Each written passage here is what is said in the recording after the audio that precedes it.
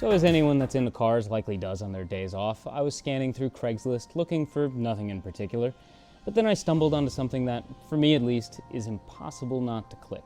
An E39 540i Touring for cheap. Not so cheap that it seemed like garbage, but cheap enough to be exciting.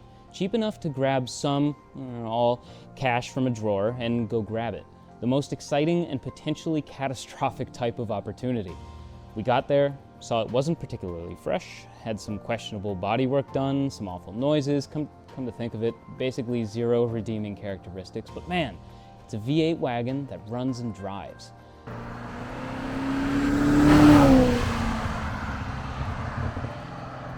So in a fit of blind stupidity, I hand over the money and I drive home in this clunky, rusty, barely moving under its own power station wagon. But you saw the intro. You already know it was worse than I could have even possibly imagined back then. So let me show you where the car is now and how much work is left.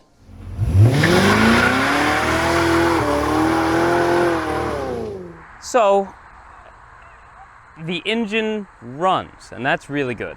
And it has ran since the beginning. It was always actually pretty quiet. It didn't make any power though, which kind of defeats the whole purpose of finding a V8 wagon, is that you want it to be fast. It was not fast. So here's the thing. I started to go through the easiest things that I could possibly address. I did the fuel filter, I did the fuel pump, and that actually made it run a little bit better. It wasn't 100% still. You still couldn't go past like 50% throttle without it just deciding to stop, but it started to make a little bit more torque. And right as I was starting to get kind of discouraged, thinking I've got no idea what's wrong with it, it has these lean codes, only fuel trim codes though, nothing beyond that. I decided, let's just do the MAF. Let's do the mass airflow sensor, because I've had BMWs in the past that the MAF just completely shuts them down and there's not even a code for it. So I threw that on, drove almost 100%. So all it took to take it from barely running to driving terrible to driving what feels like making 100% of the power was fuel filter, fuel pump, and the mass airflow sensor. That's kind of all I had to do. I was driving around for quite a while, and it didn't occur to me that, hey, maybe I should change the oil because it had so many other problems. There was holes and stuff like that, you know, as you do. And so I decided, okay, you know what, let's change the oil. It's black and terrible. And so I take the oil filter housing off. I see the filter, I grab the filter, and snap. And I get half of an oil filter in my hand. So for context, this was the filter when I bought the car. And this is the shit that's in the engine. So this is a paper filter, just like the one that I just showed you. Watch this. You can just turn it into a paste. That is what is in my engine. I've never seen anything like that. If you have, tell me about it and your experience and how long it takes a paper filter to do this, because I've never seen anything like that. This is only after probably 100 miles of driving, after changing the destroyed oil filter. That is bits of the original filter that this is now catching. So it looks like it probably hasn't been changed in maybe 75,000 miles. And yet I change it, I fix those couple of odds and ends, it runs 100%. It has no tick, no knock, no nothing. So that's kind of a cool sign. It's the one little win that I've had with this car so far. So, mechanically speaking, I am absurdly lucky. Luckier than I have any right to be. The engine ended up being a sweetheart, the transmission shifts awesome, and even the rear air suspension works perfectly. But I just had to poke around some of the botched repair work and find some holes, which put even bigger holes in my wallet and my heart. And I don't mean that in some frilly way. The stress of finding these holes likely took years off my life.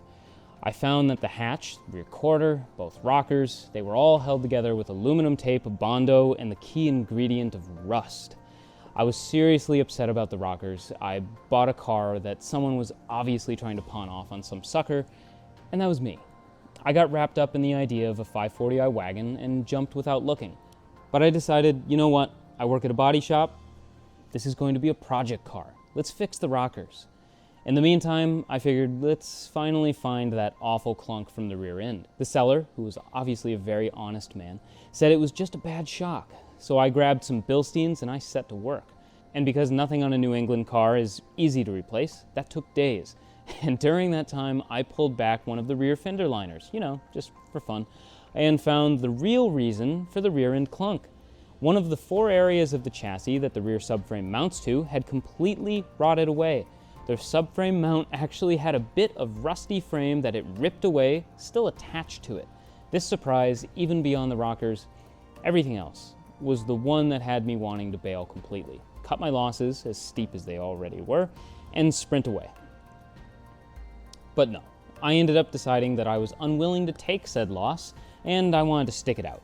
So, cue dropping the drive shaft, fuel tank, and entire rear subframe to repair the gaping holes and structural issues.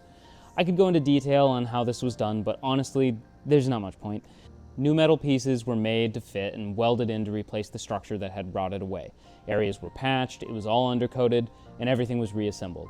It was an enormous amount of work and something that wouldn't have been possible without a shop and a friend that knows how to do this work and that was available to help. But the moral of the story isn't this was all doable and to simply persevere and fix cars like this. The moral of the story is never even end up in a situation like this to begin with if you can help it. I work at a body shop and have friends who are helping me with this for fractions of what it would typically cost. If I didn't, this flat out wouldn't be possible for me or most people. It'd be financial suicide. It already almost is. But now, onto the rockers.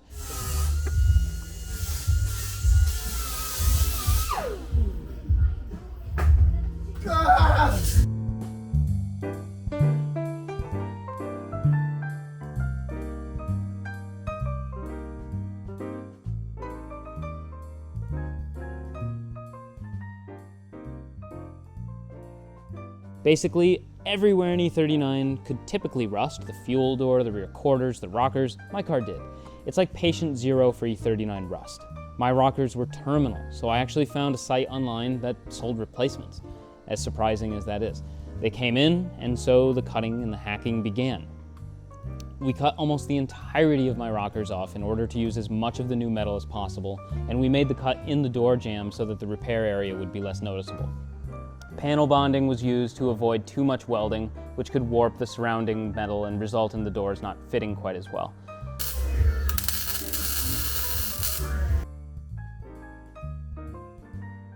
We did the same on both sides because if my car is consistent in one way, it's rust. Very uniform.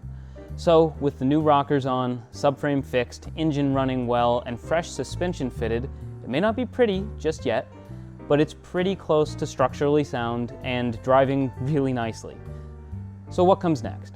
The botched repairs on the rear quarters, one side being much worse than the other, that needs to be addressed first. My hatch is beyond gone, so I'll be finding a replacement for that as well. But then, things start to actually get fun.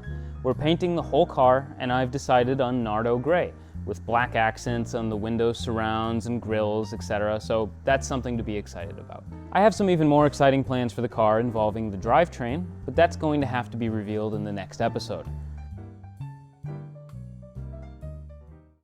Now this is a new style of video for me, so cut me a little slack as I get used to it and let me know your feedback below.